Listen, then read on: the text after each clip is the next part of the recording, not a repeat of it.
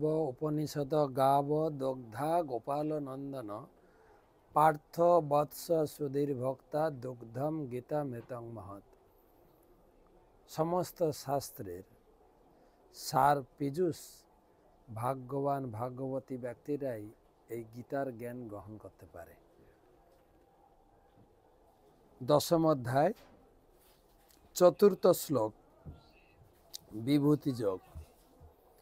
বুদ্ধি জ্ঞানম অসম্মোহ ক্ষমা সত্যম সমদম সুখম দুঃখম ভাব ভাব ভয়ম চ অভয়মেব চ। বুদ্ধি জ্ঞান সংশয় ও মোহ থেকে মুক্তি, ক্ষমা সত্যবাদিতা, ইন্দ্রিয়ের সংযম মনসংযম, সুখ ও দুঃখ, জন্ম মৃত্যু, ভয় অভয় সব আমার থেকেই আসে। ভগবান এখানে বলছেন আমার ঐশ্বর্য দেখো, কারোর ভিতরে যদি বুদ্ধি দেখো সেটাও আমি দিয়েছি, আমার থেকেই সেই বুদ্ধি আসছে।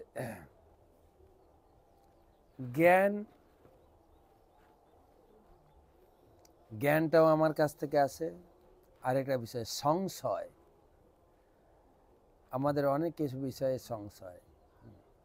এই যে এখন প্রচুর পরিমাণে ফোন আসছে, আমি কুম্ভমেলা সঙ্গমের কাছাকাছি আছি, প্রচুর পরিমাণে ফোন আসে। তা আমি তো টিকিট কেটেছি, আমি কি কুম্ভে যাব? লোক মারা যাচ্ছে, আমি মরে যাব না তো? ও মহারাজ, আমি কি যেতে পারি? লোককে কি কুম্ভের সঙ্গমে যেতে দিচ্ছে? সন্দেহ ঢুকে গেছে কিন্তু লোকের। আমি তো প্রায় গিয়ে, প্রতিদিন বলবো না, দু একদিন বাদ যাচ্ছে, প্রায় গিয়ে সঙ্গমে স্নান করে আসছে। এমনকি মৌনী স্নানও আমি গিয়ে করেছি।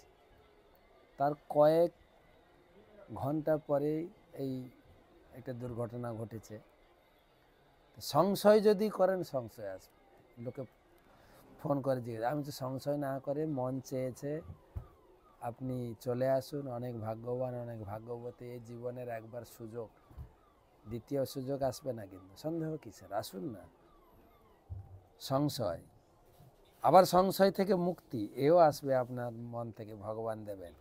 ক্ষমা, সত্য কথা বলা, সত্যবাদিতা, ইন্দ্রিয় সংযম মনসংযম, সুখ দুঃখ, জন্ম মৃত্যু, ভয় অভয় সব ভগবান থেকে আসে।